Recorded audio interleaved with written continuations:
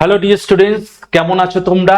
আজকে তোমাদের জন্য অন্য একটা বিষয় নিয়ে আলোচনা। তোমরা দেখতেই পাচ্ছ থাম্বনেলে, ভারতের পুলিশি ব্যবস্থার যে ইতিহাস, প্রাচীন কাল থেকে মধ্যযুগ হয়ে পুলিশি ব্যবস্থার যে উত্থান, কিভাবে প্রশাসনিক দিকটা আস্তে আস্তে উন্নত হলো, ভারতবর্ষের বুকে যারা যারা তোমার রাজা বা সম্রাট বা মুঘল সাম্রাজ্যে বিভিন্ন ব্যক্তিরা এসছেন পদে, তারা কিভাবে জিনিসটা নিয়ে ভাবলেন এবং উত্তরোত্তর এই জায়গাটা কিভাবে আপডেটেড হলো, সেটা নিয়ে ডিটেলস আজকে তোমাদের কাছে এসেছি।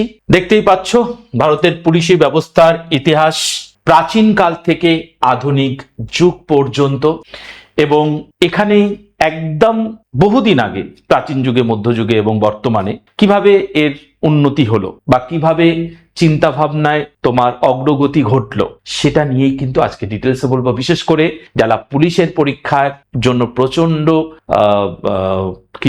আগ্রহ প্রকাশ করো, বিশেষ করে যারা ডাব্লিউবিপি এবং কেপি পরীক্ষা দিচ্ছ, কনস্টেবল, এসআই এবং বিভিন্ন ডিএসপি থেকে শুরু করে আইপিএস পরীক্ষাও যারা দিচ্ছ, তারা কিন্তু এই ভিডিওটা অবশ্যই দেখবে। তাদের জন্য অবশ্যই খুব কাজে লাগবে।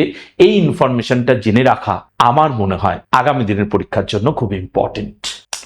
প্রথমে আমি একটু বলে নিই, মিশন বেঙ্গল মহাপ্যাক 2026 একটা সাবস্ক্রিপশনে এডু নলেজ অ্যাপে তুমি যদি নিয়ে নাও, সেক্ষেত্রে সমস্ত ব্যাচেস তোমার কাছে অ্যাভেলেবেল হয়ে যাবে। এই ব্যাচগুলো অ্যাভেলেবেল আছে, দেখতে পাচ্ছ তোমরা সবাই। এই ব্যাচগুলোতে কিন্তু তোমরা কি কি পাচ্ছ দেখে নাও। Foundation batch, gram panchayat foundation batch, WBCS history optional batch, WBCS pol science optional batch, WBCS geography optional batch এবং টার্গেট পিএসসি মিসলেনিয়াস প্রিলিমস এক্সামের জন্য সমস্ত ব্যাচেস কিন্তু অ্যাভেলেবেল আছে এডু নলেজ অ্যাপে। তোমরা অ্যাপটা অবশ্যই ডাউনলোড করে ব্যাচগুলো দেখতে পারো, সাইন আপ করে নিয়ে যে ব্যাচগুলো বা যে ব্যাচটা তোমার জন্য ফ্রুটফুল হবে, যে পরীক্ষা তুমি দিতে চাইছো, সেই রেসপেক্টিভ ব্যাচে তুমি জয়েন করে যেতে পারো।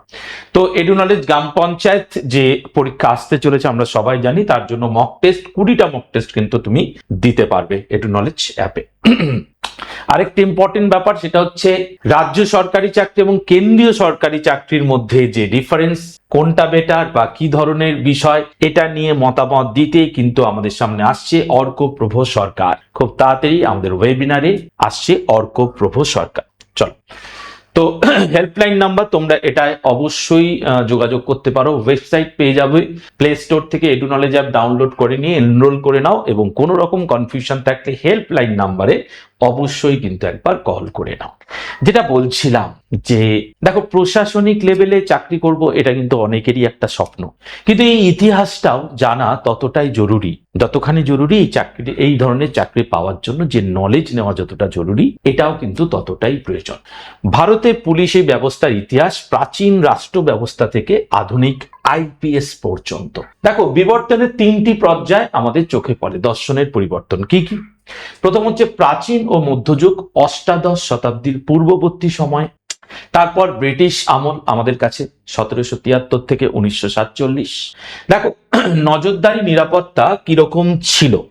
প্রথম হচ্ছে দেখো, এই আমলের নজরদারি নিরাপত্তা ছিল রাজার শাসন রক্ষা ও প্রারম্ভিক ফৌজদারি বিচার, এই ধরনের একটা কনসেপ্ট ছিল।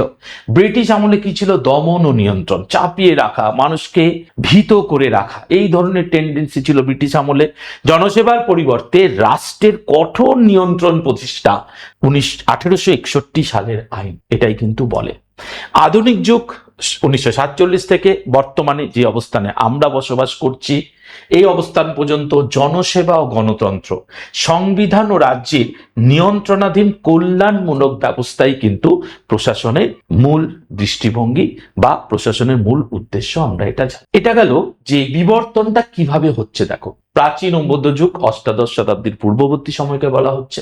ব্রিটিশ আমলে আসছি আমরা 1773 থেকে 1947, এবং জনসেবা ও গণতন্ত্র যেখানে যে জায়গায় মূল প্রশাসনিক জায়গা, সেটা কিন্তু অবশ্যই 1947 পর একদম এখনো পর্যন্ত, মানে আমরা আধুনিক যুগই বলবো একে। প্রাচীন ভারত, বৈদিক ও মৌর্য যুগে পুলিশি ব্যবস্থা কিরকম ছিল? নিরাপত্তা বাহিনী ছিল এবং ফৌজদারি বিচার ব্যবস্থার প্রারম্ভিক নিদর্শন। দেখো একদম আমরা দেখতে পাচ্ছি বৈদিক এবং মৌর্য যুগে যে পুলিশি ব্যবস্থা ছিল সেখানে কিন্তু দুটো বিষয় ছিল মেইনলি, একটা হচ্ছে নিরাপত্তা বাহিনী এবং ফৌজদারি বিচার ব্যবস্থার প্রারম্ভিক নিদর্শন। যদি আমরা এটা নিয়ে একটু পড়াশোনা করি আমরা দেখব যে পরীক্ষার জন্য এখান থেকে দুই একটা জিনিস কিন্তু খুবই আসে পরীক্ষা, সে ডাব্লিউবিসিএস প্রিলিমস বলো বা যে কোনো পরীক্ষা, পুলিশি পরীক্ষার বলো বা আইপিএস এই ধরনের লেভেলের পরীক্ষাই বলো। যেমন গ্রন্থ দেখো, কৌটিল্যের অস্ত্রশাস্ত্র কত সালে? আনুমানিক 310 খ্রিস্টপূর্বাব্দে কিন্তু রচিত হয়। মূল উদ্দেশ্য কি ছিল?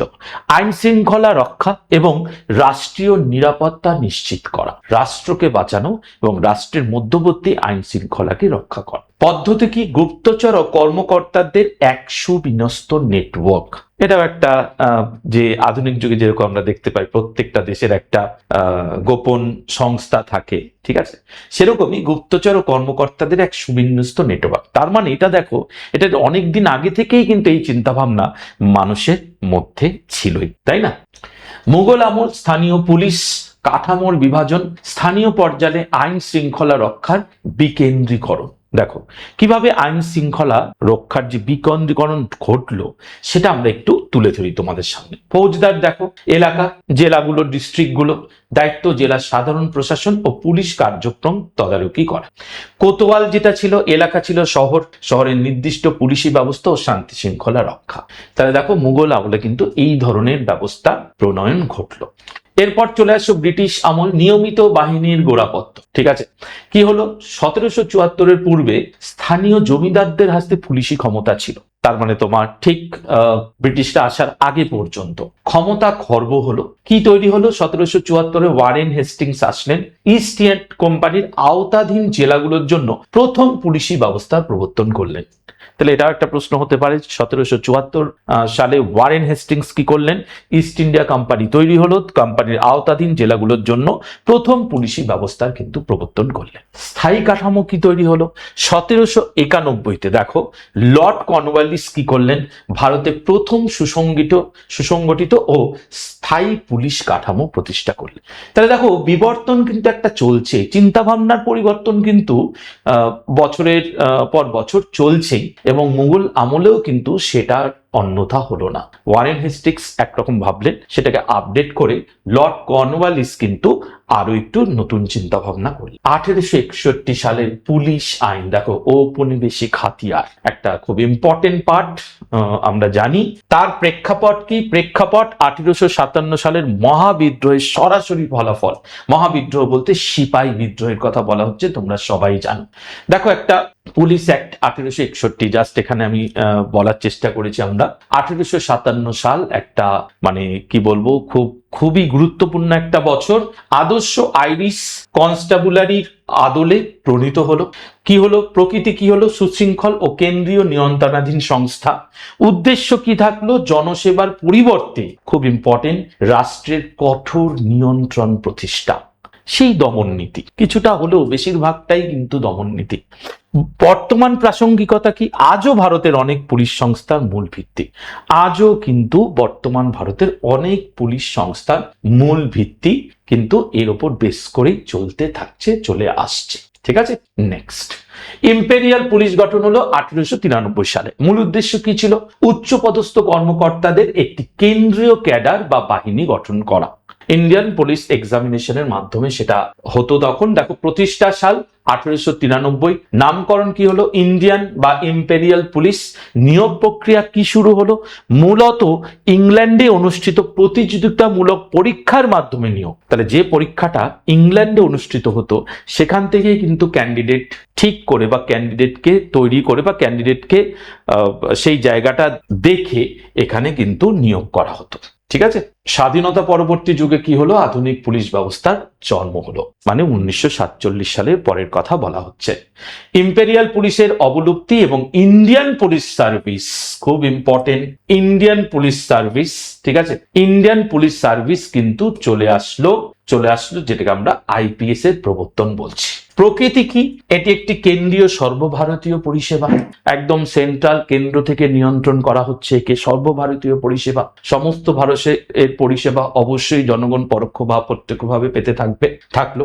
প্রধান কাজ কি? রাজ্যের পুলিশ বাহিনী ও কেন্দ্রীয় সংস্থাগুলোকে উচ্চ পর্যায়ের নেতৃত্ব প্রদান করা। খুব ইম্পর্টেন্ট। রাজ্য তথা দেশকে যদি নিয়ন্ত্রণে রাখতে হয়, সেখানে যদি কোনো রকম আইন শৃঙ্খলার বিঘ্ন ঘটে, তার নিজের গ্রিপে রাখতে হয় সেই সময়, সেটার জন্য কিন্তু রাজ্যের পুলিশ বাহিনী ও কেন্দ্রীয় সংস্থাগুলোকে কি করা হলো? উচ্চ পর্যায়ে নেতৃত্ব প্রদান করা হলো। ঠিক আছে, দেখো সাংবিধানিক কাঠামো কি? রাজ্যের নিয়ন্ত্রণ। দেখো ভারতের সংবিধান অনুযায়ী পুলিশ বিষয়টি রাজ্যের এখতিয়ারভুক্ত, স্টেট সাবজেক্ট। সাংবিধানিক কাঠামোতে কিন্তু এটা আনা হলো। ঠিক আছে, কি হলো? স্বতন্ত্র বাহিনী তৈরি হলো। প্রতিটি রাজ্য ও কেন্দ্রীয় শাসিত অঞ্চল তাদের নিজস্ব স্বতন্ত্র পুলিশ বাহিনী পরিচালনা করে এবং নিজস্ব আইন কি? রাজ্য সরকারগুলো তাদের নিজস্ব পুলিশ আইন প্রণয়ন করে। ঠিক আছে, তাহলে ভারতের সংবিধান অনুযায়ী পুলিশ বিষয়টি রাজ্যের এখতিয়ারভুক্ত হলো। ঠিক আছে, স্বতন্ত্র বাহিনী এবং কিছু নিজস্ব আইন কিন্তু প্রণয়ন ঘটলো। আধুনিকীকরণ ও গবেষণা, দেখো যেটাকে আমরা বলা হচ্ছে bureau of police research and development. Bureau of police research and development, যার আধুনিকরণ ঘটলো। উন্নত প্রশিক্ষণ, যেমন আধুনিক তোমার অপরাধ দমনে পুলিশকে প্রস্তুত করা। বিভিন্ন রকম সাইবার ক্রাইম কিন্তু ভারতবর্ষের বুকে শুরু হয়েছে অনেক আগে থেকেই, বর্তমানে নয়, অনেক আগে থেকেই। তার জন্য কিন্তু উন্নত প্রশিক্ষণের প্রয়োজন হলো, অনেক বেশি প্রশিক্ষিত পুলিশ বা সংস্থা তৈরি করতে হলো, তাই সেটার প্রয়োজন হলো। ফরেনসিক বিজ্ঞান কি? বৈজ্ঞানিক পদ্ধতিতে তদন্তের মান উন্নয়ন। যে কোনো একটা দুর্ঘটনা হোক, যে কোনো একটা ধরো কি বলবো, একটা অপরাধমূলক জায়গা হোক, সেখানে যারা অপরাধীকে ধরতে কিন্তু অনেক বেশি ফরেনসিক অ্যানালিসিসের প্রয়োজন হলো, যেটা বৈজ্ঞানিক পদ্ধতিতে তদন্তের মানকে অনেক বেশি উন্নয়ন করলো। প্রযুক্তির ব্যবহার হলো আধুনিক প্রযুক্তির মাধ্যমে নিরলস আধুনিকীকরণ, যেটা হয়তো আজকের দিনেও হচ্ছে, আগামী দিনেও অনেক বেশি আধুনিকীকরণ কিন্তু হতে থাকবে। সেটা রাজ্য তথা ভারতবর্ষের মানুষকে নিরাপত্তা দেওয়া এবং মানুষকে সব দিক থেকে রক্ষা করাই মূল উদ্দেশ্য থাকার হলো আর কি, করা হলো। তো তুলনামূলক আলোচনা যদি আমি পরীক্ষার জন্য এক নজরে একবার ছোট্ট করে দেখে নাও। যুগ প্রাচীন ও মধ্যযুগ, কৌটিল্য, ফৌজদার, কোতোয়াল এগুলো নিয়ন্ত্রক। প্রধান উদ্দেশ্য রাষ্ট্রীয় নিরাপত্তা ও নজরদারি। ব্রিটিশ আমলে কি হলো? যেটা 1861 সাল থেকে ওয়ারেন হেস্টিংস, লর্ড কর্নওয়ালিস নতুন কিছু প্রণয়ন করলেন। কেন্দ্রীয় ঔপনিবেশিক নিয়ন্ত্রণ ও দমন। আধুনিক ভারত, রাজ্য সরকার এবং আইপিএস মূল নিয়ন্ত্রক, সঙ্গে কিন্তু গণতান্ত্রিক জনসেবা ও কল্যাণটাই মূল লক্ষ্য বা মূল যে পরিকাঠামোর দরকার। কি জন্য দরকার? এই জন্য কিন্তু এই পরিকাঠামোটা ব্যবহৃত হতে শুরু করলো। তো কালের সারণীটা আমরা ছোট্ট করে একটু দেখে নিই। এতক্ষণ যা দেখলাম তোমাদের সঙ্গে তুলে ধরার চেষ্টা করলাম, একবার দ্রুত রিভিশন দিয়ে নাও। 310 খ্রিস্টপূর্বাব্দে অর্থশাস্ত্র, গুপ্তচর নজরদারির ব্যবস্থা। 1791 সালে লর্ড কর্নওয়ালিস স্থায়ী পুলিশ কাঠামো তৈরি করলেন। 1893 সালে ইম্পেরিয়াল পুলিশ পরীক্ষাটা ইংল্যান্ডে হতো, ইংল্যান্ডে পরীক্ষা হতো এবং সেখান থেকেই ক্যান্ডিডেটকে চয়েস করে কিন্তু পাঠানো হতো এখানে। এবং 1774 ওয়ারেন হেস্টিংস কি করলো? দেখো জেলা পুলিশি ব্যবস্থা কিন্তু তৈরি হলো। অ্যাকচুয়ালি যদি দেখি আমরা প্রথমে 310টায় যাব, তারপরে 1774 ওয়ারেন হেস্টিংস জেলা পুলিশ ব্যবস্থা, তারপরে 1791 কর্নওয়ালিসের স্থায়ী পুলিশ কাঠামো, তারপরে কিন্তু চলে আসো 1861-তে পুলিশ আইন এবং দমনমূলক কেন্দ্রীভূত ব্যবস্থা। 1893 আপডেটেড হলো অনেক বেশি ইম্পেরিয়াল পুলিশ এবং ইংল্যান্ডের পরীক্ষার মাধ্যমে যেখানে ক্যান্ডিডেটকে নির্বাচন করা হতো।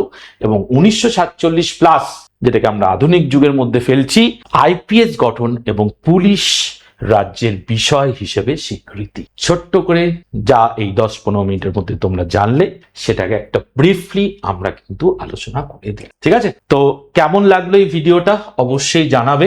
ছোট্ট একটা ইনফরমেশন, কোথাও যেন আমরা অনেকখানি সময় পার করে আসলাম, একদম সেই তোমার প্রাচীন যুগ থেকে একদম আধুনিক যুগ পর্যন্ত। মাঝখানে ব্রিটিশ আমল গেল, মাঝখানে তোমার মোগল সাম্রাজ্য গেল, সবই কিন্তু আমরা ছোট্ট সময়ে পার করে আসলাম। শুধুমাত্র পুলিশি ব্যবস্থা কিভাবে এর উত্থান ঘটলো, কিভাবে এর অগ্রগতি হলো, সেটাই আমি তোমাদের সামনে তুলে ধরলাম। আমার মনে হয় একটা পজিটিভ এক্সপিরিয়েন্স হিসাবে তোমার অবশ্যই এগুলো জেনে রাখা উচিত। ভালো থেকো সবাই, সাবধানে থেকো, দেখা হচ্ছে আগামী কোনো ভিডিওতে।